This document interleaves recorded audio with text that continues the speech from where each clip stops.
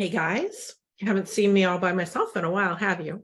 So this training is one of your last ones in your course, and it is about covering your assets, making sure you're as protected as possible from legal action, from problems with regulators or government agencies as possible.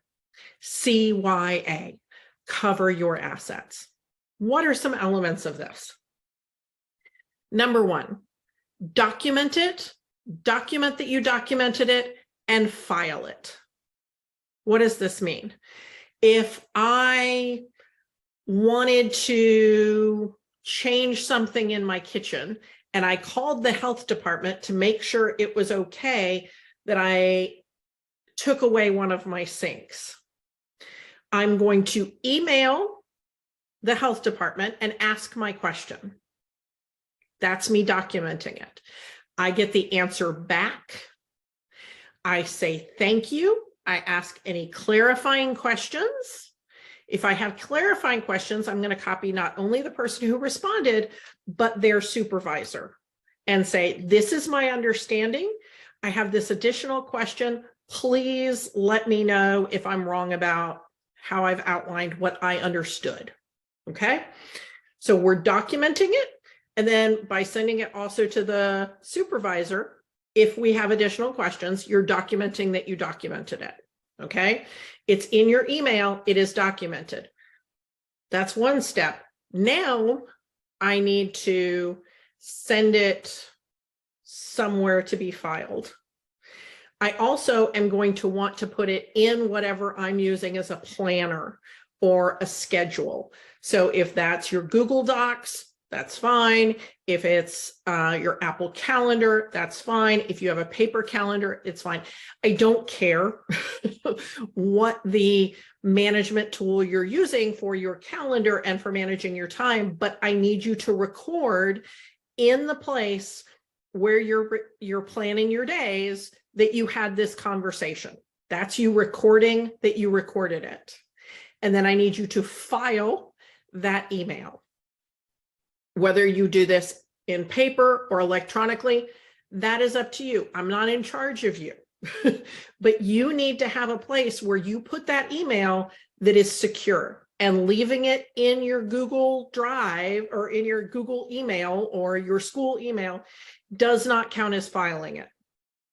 Even if you have folders in your email, that's not filing it. I need you to print it as if you're doing it electronically, I need you to print it as a PDF and put it into a folder somewhere. It can be in the cloud, it can be on your computer, but you need to have it filed somewhere. And maybe you make a file that is licensing communication and the year, or health department communication and the year. I don't care how you file it. You can print it out and put it in a paper folder. I have a tendency to do that a lot because, well, I'm a little bit old-fashioned. So I do a lot of that, but I also have electronic files. You need to record it. You need to record that you recorded it, and you need to file it, okay? We need documentation of any time we communicate with a regulatory agency, whether it's the health department, fire department, licensing, IRS, Texas Workforce Commission, any government agency that is the boss of you. You need to document it, document that you documented it, and then file it away. Okay, this is the first part of CYA. When you are having a conversation with someone where there is some conflict in this conversation, you're talking to a staff member about behavior that's unacceptable. You're talking to a parent about late payments or late pickups, or you're talking to, again, a regulator, and you guys are disagreeing about what's going on. I need you to record that conversation from a covering your assets point of view. This is not about, does anybody say you have to? No, I'm recommending that you do it. because Texas is a one person, how is it? I don't remember the exact phraseology, but if one person engaged in the conversation knows that it's being recorded, it is legal to record that conversation. You hit the record button, you know it's being recorded, it is legal to record that conversation. That way, if somebody walks out when you're telling them, you know, we really need to worry about actually wiping children's bottoms during a diaper change, so let's go over that. And they're like, I know how to change a diaper, and they quit.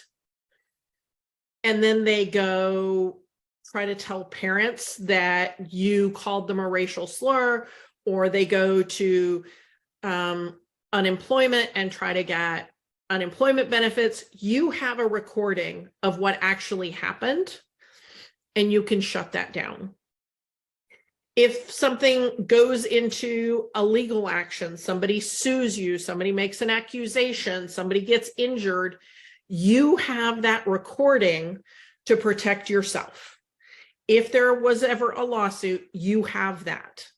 Do lawsuits happen often in childcare? Absolutely not. But I have been involved in them, both with parents, with contractors. It happens. So I want you to be prepared to make sure that you're in good standing in case something happens. So if you're having a hard time with your yoga teacher, I want you to record that conversation. CYA, cover your assets, okay? So we've talked about documenting that you documented it, filing it. We talked about recording conversations. Also, another big part of CYA is over communicating. Communicate as much as you can. If a child gets hurt, let the parents know as soon as possible. If that child had to go to the hospital, let the parents know as soon as the child and your teacher or you as the administrator land at the hospital. Let them know this is the hospital we're at. I've ridden with them, or this staff person has ridden with them. Our insurance will be covering any expenses that your health insurance doesn't, because we have liability insurance, and this is exactly why we have it, is because sometimes families' health insurance doesn't cover everything when a child skins their knee or breaks an arm or something like that. Over communicate. Let them know that you have insurance that will take care of this. Give them that opportunity. If they have health insurance and they're going to cover it on their health insurance, fine. If they don't have insurance, you are keeping them from having to ask the uncomfortable question, or for them getting really, really angry because they think you didn't take care of their kid. And so they're going to sue you because my child shouldn't have got a broken arm while they were leaping off of a play structure that we had reminded them 5 times they shouldn't do that. Okay. So communicate as much and as clearly as you possibly can. Secrets are not your friends. Do not keep secrets in childcare.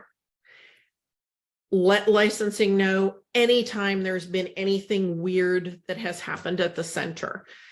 And if you don't think it's something that is like a reportable thing, it was just a weird thing, like you came in, you know, whoever is opening the school came in and 3 doors were unlocked.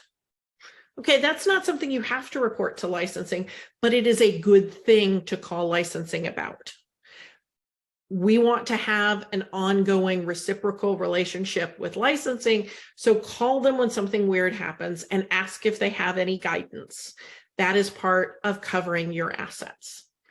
Have a relationship right now with a lawyer and an accountant. Go find one. If you don't know how to find one, use an organization like SCORE. I don't remember what all SCORE stands for, but you can look it up. You got Google. You're going to be okay. Go to SCORE and ask for them to help you find a lawyer and an accountant. You're going to need them at some point. and you want a general practice lawyer at this time, because you don't know what kind of weird thing might happen at your center. It might be parents who are having a nasty divorce. It might be a former staff person who has gotten their self all wound up about something. It could be an injury. It could be that the neighbor's tree fell on your building and they're refusing to pay for the repairs. I don't know what's going to happen, but if you're open long enough, something will. And so having that general practice lawyer, if that person can't help you with the kind of legal advice you need, they're much more willing to give you a referral if you've been paying an annual retainer fee to them, which is going to be less than $1,000, but it is so worth it, guys. It is so worth it to have somebody you can call when these weird things happen.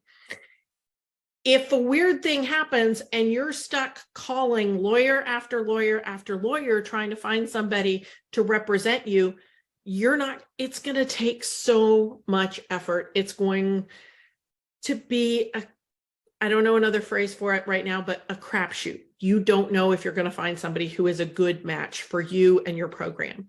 But if you find that person now who will make referrals, if what's happening is not something they can help you with, it will make your life so much easier, because maybe something happens that you don't have in your handbook. Like you have a staff member who's in the National Guard and they didn't tell you, and then they say, oh, I got to be out for 6 weeks because I'm going to Honduras. And you're like, I don't think your job's going to be here when you get back, because it's not in your handbook. You can talk to that lawyer and get some help with that. Okay. So the last thing I want to say about covering your assets is you're not going to get sued in all likelihood. If you're going to have any financial issues, or legal issues, it's much more likely to be that you filled out a tax form wrong or that you forgot to do one. And that's why we also want that CPA, right? Because they'll be able to help you if that happened. It's okay. People don't really sue childcare centers all that often, but licensing gets all upset about stuff sometimes. The health department, fire department, all of these people have the ability to make your job really, really difficult. So I want you to be protected, and to be protected, you should cover your assets, and do that by having a lawyer, having a CPA, documenting everything, and communicating consistently with your regulatory agencies. These things together will help to keep you from unwanted legal ramifications. Okay, see you soon.